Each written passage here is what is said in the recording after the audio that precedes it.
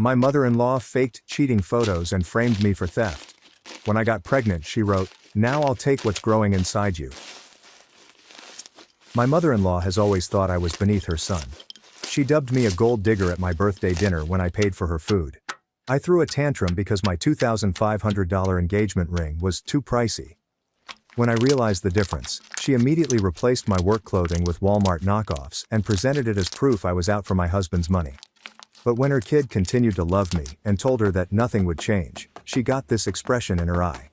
The next week, I noticed the same automobile following me everywhere I went, including outside my office, the gym, and the grocery store. When I told my spouse I was being followed, he dismissed it as paranoia. Then one day I returned home and saw a manila folder on my coffee table. Private investigator reports that cover 3 months of my life. Every individual I spoke with, every area I went, was twisted to appear suspicious. The PI noted that my male co-worker bought me coffee, indicating that we were having an affair. My trips to the bank provided evidence of concealed accounts. She asked me to find these reports. The jewelry incident occurred during Easter supper. Miel screamed that her grandmother's bracelet was missing as I helped remove the table. She made a huge show of looking before telling us to check purses. Naturally, the bracelet belonged to me. I saw my husband's expression alter as she pulled it out. That glimmer of doubt shattered something in me. Miel gently said that she would not press charges because we all make errors, while the family looked at me as if I were trash. 2 weeks later, she asked me to lunch. I assumed she wanted to apologize, but instead she pushed a check across the table. $50,000. When I didn't react, she wrote another one. $75,000, then $100,000. "Every woman has a price," she explained. "Name yours." She informed me that she had already done this effectively. I wasn't the most attractive gold digger her son had dated. Apparently the final straw occurred during a family meal in September. Mil had been unusually sweet for 2 weeks, which should have alerted me. She suggested we share images from our recent family beach trip. She connected her phone to the television. The first several images were normal. Then all of a sudden, I found myself kissing another man. I took multiple photos with this stranger at restaurants and places I'd never been to. The shadows were incorrect, and the metadata would have shown that they were false, but nobody noticed while marveling at the images on the large screen. She delivered an entire speech on safeguarding her son and obeying her maternal instincts. It turned out she had already shown these images to my husband's coworkers and acquaintances. She'd shielded him from the truth about his adulterous wife. I tried to defend myself, but she had prepared everyone wonderfully. The trek to my car, with the family whispering behind me, was the longest of my life. My husband requested some space to contemplate during the drive home. That's when I knew that was always her plan. She would never stop since destroying me was a part of her personality. Now, sitting in my car, watching him walk into our house without me, I made a decision. If she wanted to play with family secrets, we would do so. I hired my own investigator to look into her background. It took him 2 months to find the gold mine. Her husband's nephew bore no resemblance to his claimed father, but he did have her characteristic nose and green eyes. The time frame was very interesting. She had given birth to her first child 6 months early, but the cousin was 6 months older. The affair that resulted in him occurred when her spouse was on a business trip. I spent months as the defeated daughter-in-law. I apologized for the misunderstanding over the images. I thanked her for accepting me back into the family. Then, over Thanksgiving, I suggested a festive family activity for Christmas. Those ancestry DNA tests were really popular, and wouldn't it be incredible to trace the family bloodline? I played right into her ego by emphasizing how important family legacy was. She couldn't refuse without appearing suspicious. On Christmas morning I handed out beautifully wrapped 23andMe kits to everyone. Miel tried to grin, but I could see panic in her eyes. The following 2 months were fantastic. The family group chat erupted with enthusiasm as members received their results. Everyone shares their ancestry percentages and locates distant relatives. Then the bomb dropped. The cousins' results revealed a half-sibling match with my husband. My father-in-law peered at the TV, unable to absorb what he was seeing. The remaining family members compared the results and confirmed the match. The mathematics was undeniable. Mil tried to claim that the test was incorrect, but science does not lie like she does. Watching her ideal family image disintegrate as she painfully sought to explain was poetic justice. Her husband had moved out within a week. The divorce papers mentioned infidelity and fraud. The family divided, with the majority cutting her off for her decades of hypocrisy. My spouse often apologized for questioning me. Family gatherings were shifted to our home, where she was not invited. I believed I had won. My birth control failed despite my precautions. The positive pregnancy test arrived at my office with roses. The card said, "Congratulations, grandmother knows." An untraceable text followed. "You took my family. Now I'll take what grows inside you and raise it properly." Blood is blood. She'd been playing a far longer game than I expected. My palms trembled as I glanced at the cards. The office suddenly felt too small and vulnerable. My coworker, Natalie, spotted my expression and ran over, but I waved her away and grabbed my purse. I needed to go home. The driving became a whirl of checking mirrors and making random turns. Each automobile behind me may be one of hers. At home, I locked the door and drew all of the curtains closed. My spouse discovered me seated on the bathroom floor 20 minutes later. The pregnancy test was still in my palm. He knelt alongside me, and I showed him the text. His visage shifted through many emotions before settling on fury. He contacted his mother immediately, but she did not respond. Then his phone vibrated with a message from her. "Congratulations on the baby. I can't wait to be involved every step of the journey."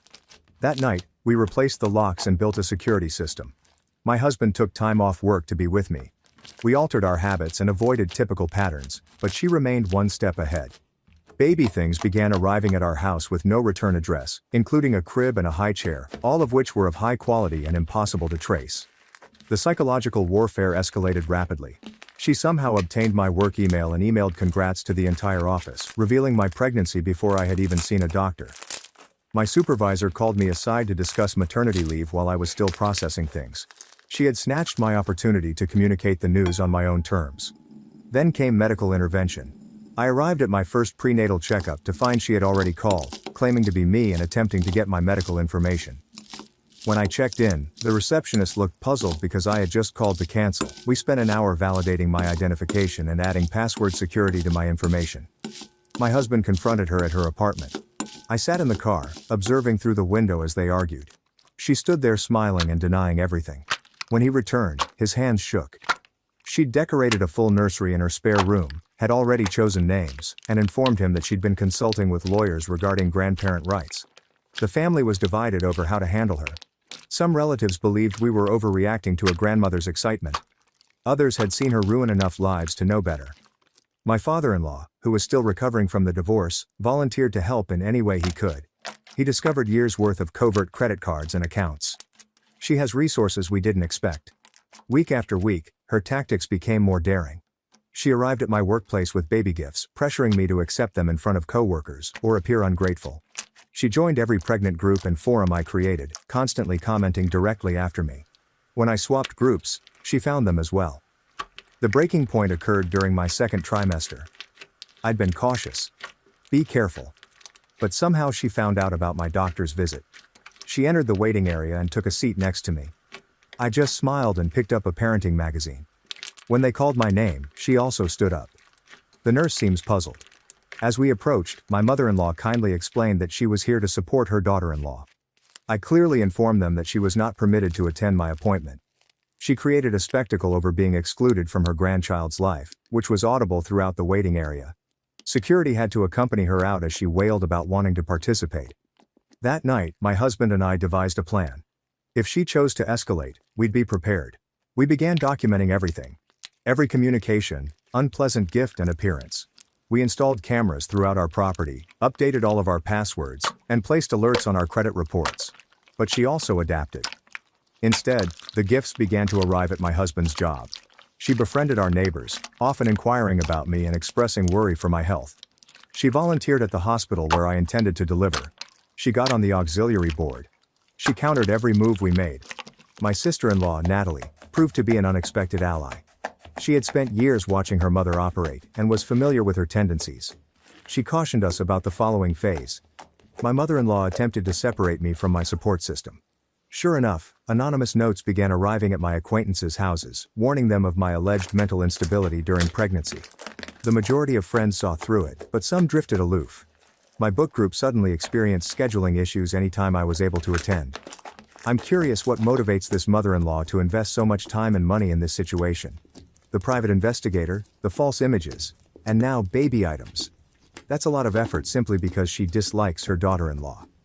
My yoga instructor noted that someone had called to express concern about my exercising while pregnant.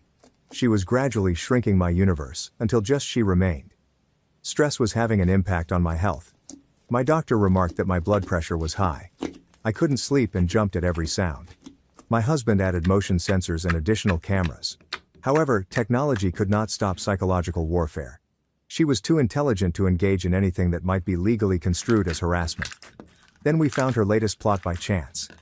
Daniel, my husband's cousin, and her secret son, became horrified with her after discovering the truth. He reached out, hoping to help. He had overheard her on the phone with someone, talking about nursing homes and power of attorney. She was looking into how to declare me incompetent owing to pregnancy-related mental health difficulties. The knowledge about her competency plot chilled my veins. I quickly made an appointment with my obstetrician to document my mental health state. My spouse joined me on every appointment, establishing a record of my stability and sensible decision-making. The doctor took note of everything in my file, knowing the gravity of the issue. After I outlined the harassment pattern, Daniel proved to be beneficial. In the following weeks, he began seeing his mother on a regular basis, claiming to reconcile while gathering intelligence. We learned from him that she had been speaking with a psychiatrist friend regarding postpartum psychosis symptoms, with the intention of using this angle after the birth. She'd even looked into which courts in our area were most sensitive to grandparent rights issues. My husband's work schedule grew unpredictable as he attempted to strike a balance between protecting me and preserving our finances. His mother began showing up at his office during critical meetings, forcing him to pick between his job and dealing with her interruptions. His supervisor, while first tolerant, became impatient with the continuous interruptions. The financial burden exacerbated an already stressful situation. Natalie proposed that we should be on the offense rather than just protecting. She'd been chronicling her mother's actions for years, including details of manipulation tactics used on other family members. We worked together to construct a detailed file that documented a decades-long history of harassment. Former girlfriends that my spouse had lost contact with suddenly made sense. They'd all been turned off by similar campaigns. The 20th week of my pregnancy marked a new development. I awoke to find our mailbox overflowing with pamphlets from adoption organizations. The message was plain. She wanted me to question my abilities to be a mother. My husband put a lockable mailbox the same day, but the psychological harm had already been done. Every usual pregnancy anxiety became exaggerated as I wondered if she was correct about my parenting abilities. Our neighbors became unsuspecting pawns in her scheme. She'd become friends with the elderly couple next door, bringing them groceries and checking in on them every day. They thought she was amazing, not realizing she was asking them for information about our routines. When packages arrived, she'd intercept them in the name of being helpful, always knowing exactly what we'd ordered and when. My work performance decreased as I struggled to focus. Projects that would typically take hours turned into days as I continually watched surveillance footage on my phone. My supervisor expressed concern, which further added to my mother-in-law's story about my failing mental health. I forced myself to compartmentalize and refused to give her fodder for her competency allegations. Daniel learned her next move from a carelessly opened laptop. She had been communicating with a family law attorney about creating a paper trail for future custody disputes. Every present she had sent, every attempt to get involved, was being chronicled as proof of her dedication to the baby's well-being. Our resistance to recognize her involvement was turning into paranoid behavior on our side. The baby shower became a battleground. My buddies organized a modest gathering in an attempt to create a regular time amid the pandemonium. She somehow figured out the location and time. She did not disrupt the celebration, this would have been too clear. Instead, she sent an exquisite gift basket which came during the gift opening ceremony and contained considerably more expensive items than anything my friends had donated. The card said, "With love from Grandma," in her unmistakable handwriting.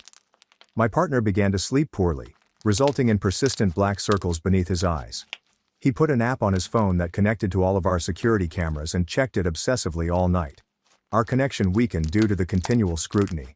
Date nights turned into strategy sessions. Security alerts interrupted romantic moments. She was killing our marriage without ever physically touching either of us. Natalie told us that the holiday season was approaching. Her mother would always escalate during family gatherings, relying on tradition and witnesses to coerce compliance. Thanksgiving loomed like a thundercloud. Family members who had remained neutral began reaching out, urging us to explore reconciliation for the sake of the baby. The pressure increased from all sides.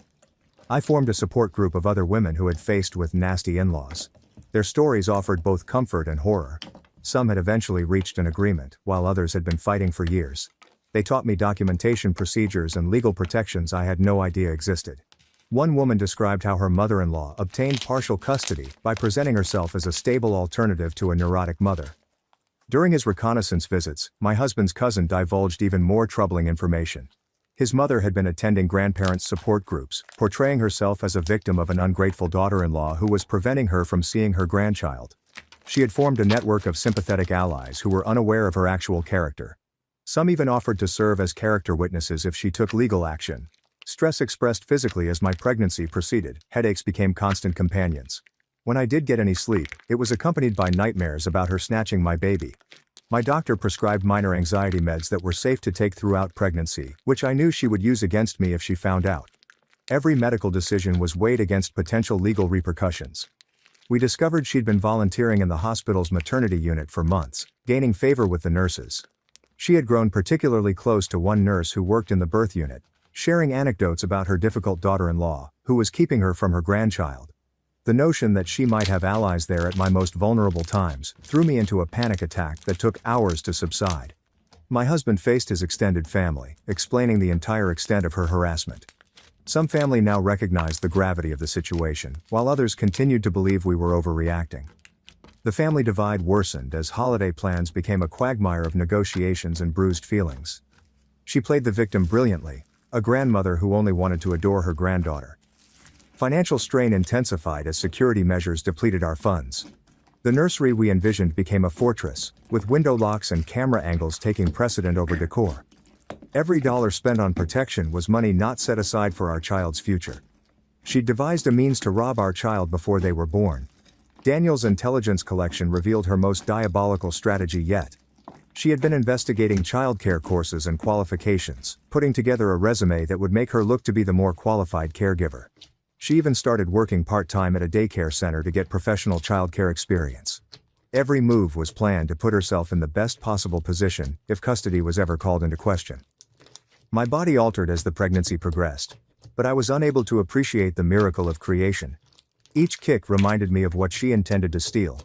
Shopping for infant clothes becomes a reconnaissance expedition, looking for her automobile in parking lots and avoiding predictable stores. The thrill of getting ready for our child was marred by constant hypervigilance. Work became my main escape, but even that was threatened. She had began sending flowers to my office on a weekly basis, signed by your beloved mother-in-law. Colleagues thought it was sweet, not realizing the psychological toll each bouquet represented. I couldn't refuse them without appearing ungrateful. Could not explain without appearing paranoid. The 7th month saw a horrifying intensification. I was at home alone when the doorbell rang. Through the peephole, I noticed a woman I didn't recognize holding official-looking documents. She described herself as a social worker responding to a call regarding an at-risk pregnancy. Someone had indicated that I was in extreme mental distress and would endanger my unborn child. My hands shook as I dialed my husband's number, who had raced home from work. The social worker was professional yet thorough, checking our home and inquiring about my mental health history. She discovered nothing untoward, but the visit became part of the official record. My mother-in-law had devised a strategy to involve authorities without explicitly implicating herself. Natalie used her connections to assist us track down the complaint.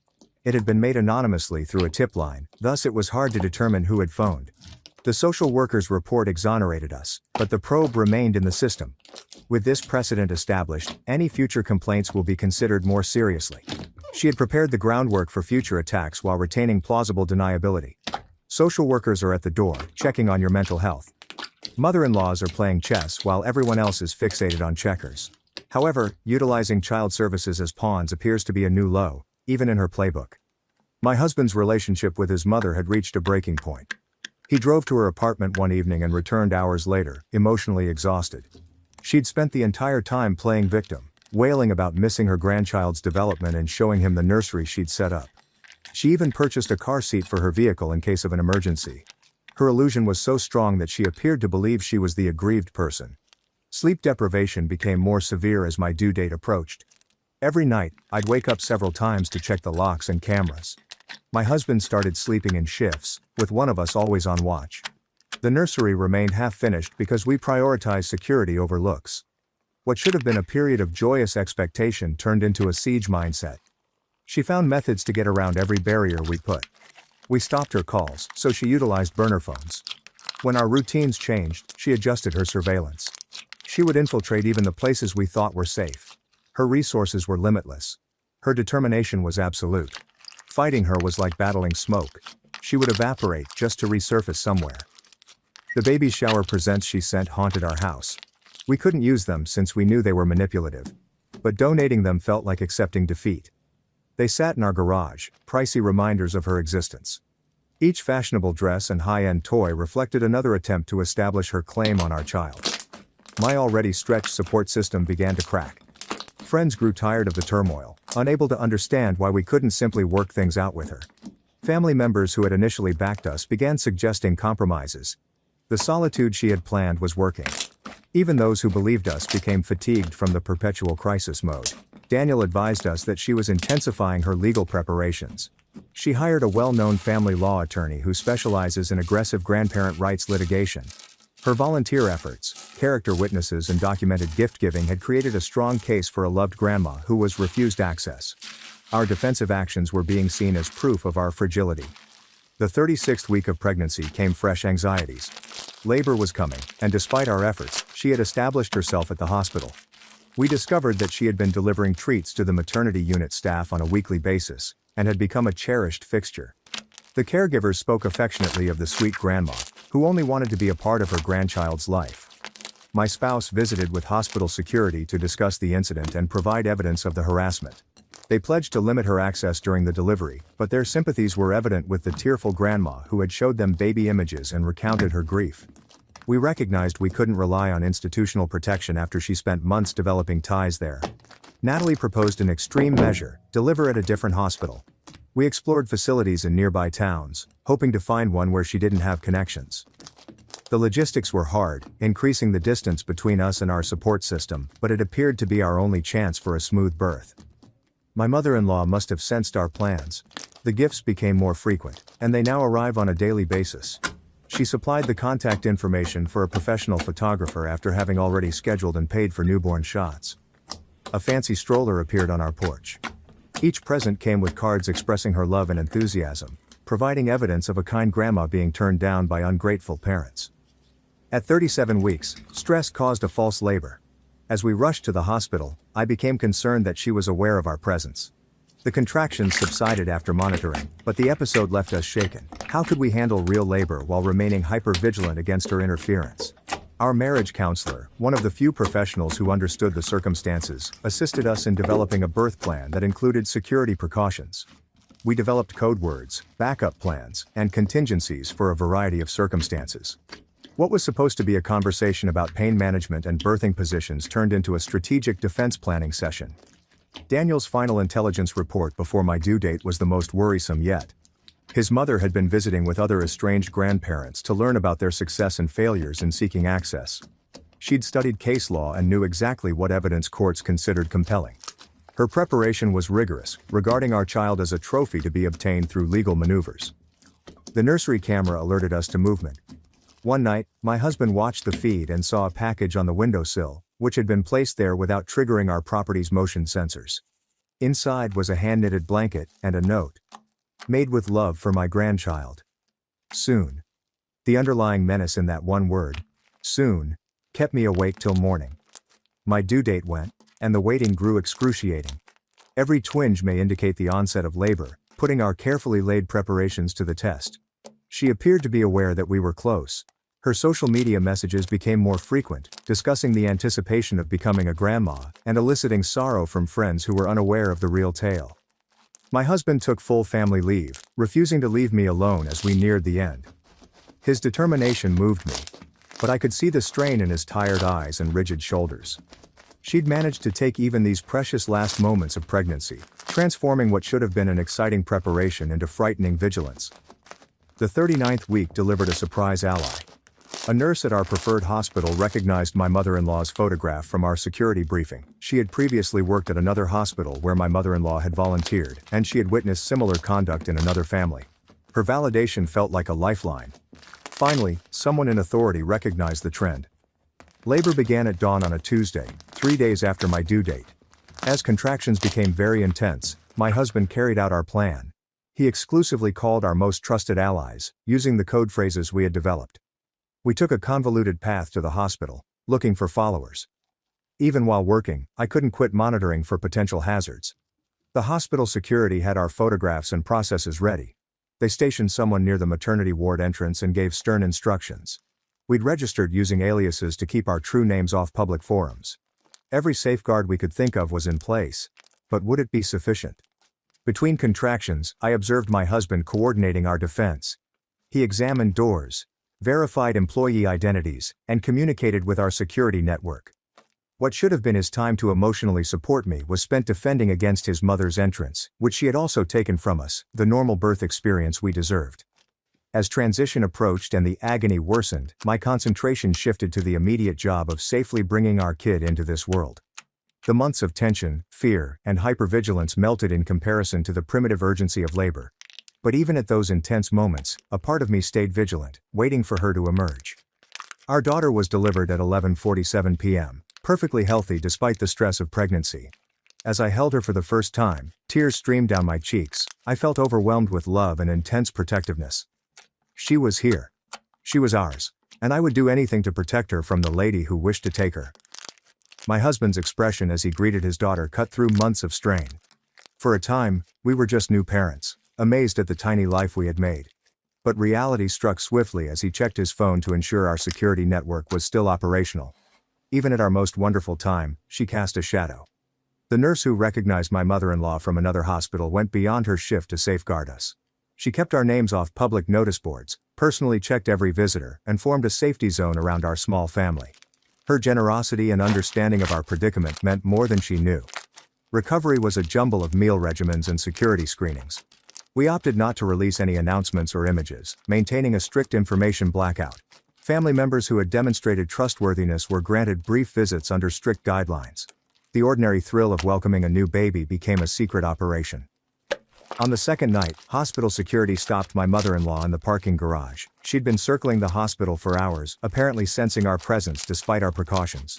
They escorted her off the property, warning her about trespassing, but we knew she'd only get more inventive with her approaches. The next morning presented a new difficulty. My mother-in-law had identified the room we were in and left a gift basket outside our door. The nurses discovered it during their rounds and brought it in, believing it was from family. Inside, there were pricey baby clothing and a card professing her affection for her grandchild. My husband quickly reported it to security, but the harm had been done. She knew where we were. We chose to leave the hospital early. The doctor cleared us after determining that both the baby and I were healthy enough. My spouse directed the automobile to a secondary door while security created a distraction at the main exit. We tucked our kid into her car seat and slipped away unnoticed, feeling like fugitives from our own home. At home we discovered additional evidence of her existence. Fresh flowers on our porch, a parcel from a high-end baby store. Our security cameras showed she arrived at 3 a.m., carefully avoiding the motion sensors she had obviously pre-mapped. The invasion into our space while we were at our most vulnerable felt deliberate and nasty. The timing of her parking garage arrival while they are still in the hospital appears to be very convenient. How did she find out they were there? Despite the fake names and security procedures, Daniel contacted with vital news. His mother had been meeting with a family court mediator, presenting herself as a caring grandmother attempting to establish contact with her grandchild. She had brought images of the nursery she had planned, receipts for all of the presents we had declined, and character references from her grandparents' support group. The mediator appeared sympathetic to her cause. My husband took swift action. He gathered all of our material into one complete dossier that included the pattern of harassment, security footage, threatening texts, and witness statements from hospital workers who had observed her behavior. We wanted to be prepared in case she pursued legal action, though we hoped to escape that nightmare. The first week at home with our daughter should have been fantastic. Instead, we lived in constant readiness. Every knock on the door sent my heart racing. When neighbors went over to congratulate her, I looked for clues that they had been speaking with her. The baby monitor became another security camera to obsess over. Natalie arrived with alarming intelligence. Her mother was spotted outside our pediatrician's office, presumably attempting to figure out where we'd be taking the baby for checkups. She'd also been begging family members for images of the infant, playing the victim of being cut off from her granddaughter's life. Some relatives began to crumble under her influence. We quickly changed pediatricians, heading to one 3 towns away. The extra distance was exhausting for a newborn, but necessary. We enrolled using privacy protocols and explained the circumstance to the staff. They were understanding, but they clearly believed we were overreacting to family turmoil. If only they knew the whole scope. My mother-in-law has upped her psychological warfare. She created a social media page called Grandmother's Love Denied and posted poetry about missing her grandchild. She never mentioned our names, but family members knew exactly who she meant. Strangers expressed pity in the comments area, unaware of her actual nature. My husband reported the page, but she had been cautious not to post anything that violated the terms of service. Sleep deprivation makes things more difficult. Between feeding times and security concerns, neither of us had more than 2 hours at a time. My husband's paternity leave was running short, and I was frightened of being alone with the baby. Not because I couldn't handle parenting, but because I'd be open to whatever she had planned next. We engaged a security consultant with expertise in stalking situations. He inspected our procedures and offered enhancements, such as a panic button system and greater video coverage. The expense was too expensive, but my father-in-law secretly contributed, feeling bad about the monster he had inadvertently enabled for decades. During those difficult times, his encouragement was invaluable. The consultant also suggested that we change our routines frequently, never leaving at the same time, take various routes, and shop at random stores. Living like Wei was hard, but it was effective. We didn't see her for 3 weeks. I began to hope that she had given up. That hope was dashed when Daniel realized her new plan. She had been making the argument that we were isolating the baby from extended family, resulting in an unhealthy atmosphere. She'd documented every family gathering we'd missed, every invitation we'd turned down. In her story, we were the ones who harmed the child by denying her a relationship with caring relatives. My husband's job worsened due to his distractions and frequent absences. His mother had harmed several business relationships by calling his coworkers and expressing concern about his mental health since becoming a father. His manager approached him for a chat about work-life balance, apparently affected by what she had told them. We chose to go on the offensive. My spouse met with each family member individually and showed them our documents. Some were stunned by the evidence. Others remained convinced that we were overreacting. The DNA revelation exacerbated the family schism, forcing everyone to choose sides. During one of these visits, an aunt shared something important. My mother-in-law had already done this to my husband's father's sister decades earlier. She'd been kicked out of the family because my mother-in-law told everyone she was unstable. The aunt had relocated across the nation and stopped all contact. We followed her down and heard her story, which strangely resembled our own.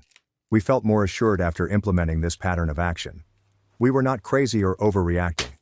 This was her predetermined technique of eradicating threats to her authority. The aunt submitted written testimony regarding her encounter, contributing to our increasing collection of evidence. My mother-in-law must have noticed the tide turning. Her techniques got increasingly desperate. She arrived at my husband's workplace with a lawyer, seeking to discuss grandmother rights. Security removed them, but not before numerous co-workers witnessed the incident. She had succeeded in making our private misery public. That night, we faced a difficult decision. We would relocate not only to another neighborhood, but out of state. My husband began job seeking in cities where we had no connections, and she was unable to follow. It meant quitting our support system, but remaining had become intolerable. Natalie helped us organize the relocation in secret. We utilized her address for job applications, conducted interviews via video chat, and made plans via encrypted communication. It was severe, but considering her resourcefulness, any precaution seemed justified. My husband got a job offer in a place 8 hours away. The position was really better than his present one, with understanding bosses who valued his candor about his family circumstances. We began to arrange our departure like a military operation. We couldn't utilize typical movers since they might be questioned or bribed. Instead, friends helped us pack in the middle of the night, filling a rental truck in shifts. We left furniture behind rather than risking an extended moving period. Our daughter slept through everything, blissfully ignorant of the disruption her presence had caused. The most difficult thing was leaving without saying goodbye to supportive family members. Any information could potentially reach my mother-in-law via the family grapevine. We left letters for Natalie to distribute when we departed, explaining our decision and promising to reconnect when we were settled and safe. On our last night, I strolled around our empty house, holding our daughter in my arms. This was not how I had envisaged beginning our family life. But when I glanced at her serene expression, I knew we were making the correct decision. She deserved to grow up in an environment devoid of manipulation and psychological warfare. We departed at 3 a.m. On a Wednesday, we took a roundabout route that added hours to our trip. My husband frequently checked the mirrors while I soothed our daughter in the back seat. Every automobile that trailed us for more than a few exits set our hearts racing. However, mile by mile, the the strain began to subside. Daniel called while we were almost halfway to our destination. His mother had found we had left and was in complete breakdown mode. She had contacted the police, claiming that we had kidnapped her grandchild, but they had immediately rejected her because she couldn't prove any custodial rights. She had driven to our vacant house and stood in the driveway yelling, until neighbors phoned the cops. We arrived in our new city, fatigued, yet eager. The rental house was small, but it had enough security features. We chose it because of the gated yard and away from major traffic. As we brought our daughter across the threshold, I felt a sensation I hadn't had in months. Peace. The first several weeks were filled with pandemonium as everyone adjusted. New physicians, new routines, and new everything. But without the constant danger of her presence, we could finally appreciate our baby. I watched as my hubby gradually relaxed. The tightness in his shoulders dissipated as days went by without incident. We maintained stringent information security. There are no social media or public records updates. All is done through lawyers and encrypted methods. Natalie served as our communication hub for safe family members. We heard from her that my mother-in-law had hired a private investigator to find us. However, we had thoroughly concealed our tracks. 3 months into our new existence, I felt comfortable enough to join a local mothers group. Using only my first name, I started a new support network. The other mothers knew nothing about our past. The familiarity of seeing simply another family adjusting to parenting was soothing. My spouse excelled in his new position. He could now focus on his job without having to deal with continual crises. His confidence returned when he established new professional contacts free of his mother's poison. Watching him become the father he'd always wanted to be, free of her shadow, made me happy.